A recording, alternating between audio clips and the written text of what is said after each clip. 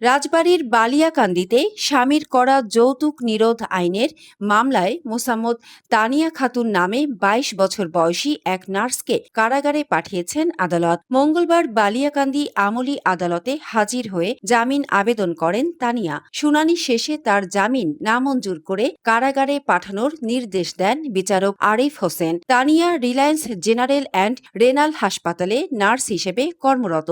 মামলার এজাহার ও আদালত সূত্রে জানা যায়, রাজবাড়ী সদর উপজেলার বিনোদপুর গ্রামের মোহাম্মদ সাখাওয়াত হোসেনের সঙ্গে পারিবারিকভাবে বিয়ে হয় বালিয়াকান্দির ইসলামপুর ইউনিয়নের খালকুলা গ্রামের তানিয়া খাতুনের। বাদীর অভিযোগ, বিয়ের পর তানিয়া তার স্বামীর কাছে ৫ লাখ টাকা যৌতুক দাবি করেন। টাকা না দিলে সংসার করবেন না, এমন অভিযোগও করা হয়েছে। এক পর্যায়ে তানিয়া স্বামীর বাড়ি ছেড়ে বাবার বাড়িতে চলে যান। পরে স্থানীয়ভাবে ও পারিবারিকভাবে বিষয়টি মীমাংসার চেষ্টা করা হলেও সমাধান হয়নি বলে মামলায় উল্লেখ করা হয়েছে। বাদীর বক্তব্য, পারিবারিক ও সামাজিকভাবে সুন্দর একটি সংসারের স্বপ্ন দেখেছিলাম, কিন্তু বিয়ের পর থেকেই যৌতুকের দাবিতে নানা অশান্তি ও মানসিক নির্যাতনের শিকার হতে হয়েছে। অনেক চেষ্টা করেও সমাধান না হওয়ায় বাধ্য হয়ে আইনের আশ্রয় নিয়েছি।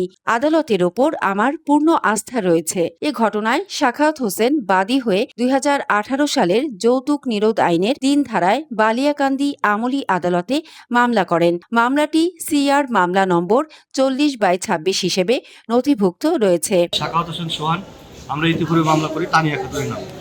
মামলাটা দাখিলের পরে বিজ্ঞ আদালত তদন্তের জন্য ওসিকে নির্দেশ দেন এবং তদন্ত রিপোর্ট আমাদের বাদী পক্ষে আসে। আদালত তদন্ত রিপোর্ট পর্যালোচনা করার পরে রিপোর্টটাকে সামিল করে আসামি ডাব্লিউএ দেয়। গ্রেপ্তারি পরোয়ানা দেওয়ার পরে আসামি স্বেচ্ছায় বিজ্ঞতা আসার পরে আপোষ সাথে জামিন গ্রহণ করেন।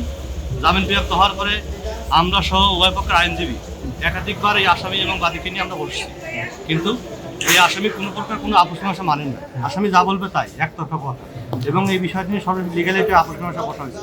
লিগ্যাল এইডের কথাও আসামি শোনেন না। আজকে এই মামলার তারিখ ছিল, আসামি এডিবেলে ছিল। আজকে তারিখে আসামি হাজির হলে আমরা জামিন বাতিলের প্রেয়ার দেই এবং লার্নেড কোর্ট উভয় পক্ষকে শুনে মামলার গুরুত্ব বিবেচনা করে এবং মহিলাকে অপরাধী মনে করে, সন্দেহভাবে মনে করে তাকে সিডাব্লিউ কাস্টডি প্রদান করেছে। বাদীপক্ষের আইনজীবী অ্যাডভোকেট মেহেদী হাসান গোলাম মোস্তফা ও অ্যাডভোকেট নাজমুল হাসান জানান, আদালতের তদন্তের পর আসামির বিরুদ্ধে গ্রেফতারি পরোয়ানা জারি হয়েছিল। পরে তিনি আদালতে হাজির হয়ে জামিন নেন। একাধিকবার আপোষ মীমাংসার চেষ্টা এবং লিগ্যাল এইডের মাধ্যমে বিষয়টি সমাধানের উদ্যোগ নেওয়া হলেও তা কার্যকর হয়নি। পরে আদালত তাকে কারাগারে পাঠানোর নির্দেশ দেন। তবে মামলার অভিযোগ অস্বীকার বা এ বিষয়ে আসামি পক্ষের বক্তব্য তাৎক্ষণিকভাবে পাওয়া যায়নি।